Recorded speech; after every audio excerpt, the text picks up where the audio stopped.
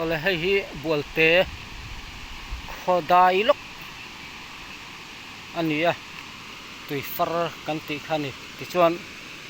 hei kong hi tun ruwa sur awang khan kong hi abal lok me sat vevel tuna hen abal to ti chuan hei helai ki riak khi kan hmu anga hei ti hian zau tel tela hei hi nia ti chuan ti hian khi chho veka hei kong pui national highway chin lo chia zel khani khi nei na chuan thang hi chu hei nên khi tua mà hi lek la le ngai do na chuan ti lai hian van tlang tui lan lai mek pipe hi lai kar zong mi hi la vek boka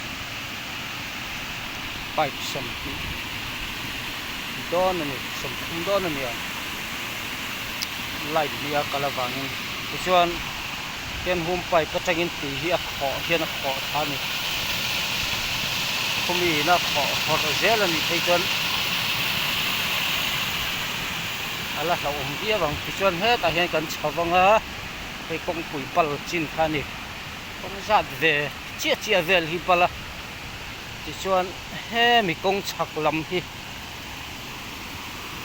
mut thiam lo mai thia hei a khiat hei ala khi ani hei a khi thia chuan hei hi kong chak lam hi parapet khani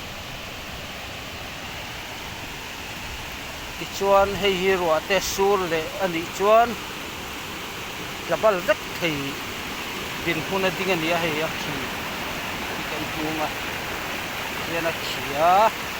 hei kong chak lam câu bang lam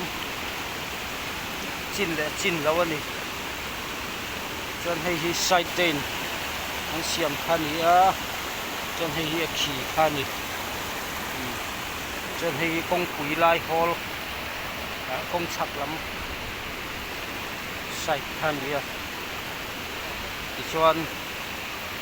hei ti hian ruwa hi tla le ni chuan kha khan ni chuan he lai hian a khi ruwa boka a nelom lo khop mai helai ve hi tol huk the ni chuan hei pipe then that hi kan seng kol to thukin jing a hian watson committee ni tlang kan to nga la ang pipe seng theiam ang seng tu hian chuan hei kong thang lam khani a hei ti hian khi phei ru ani cha so lai so kong tapal lai hi report kan ron siam ani e bualte atanga la laute ni metar zaki vel ha khania bualte khodai lok khani chen hei hi tun man lung hal na han huari tanan man khania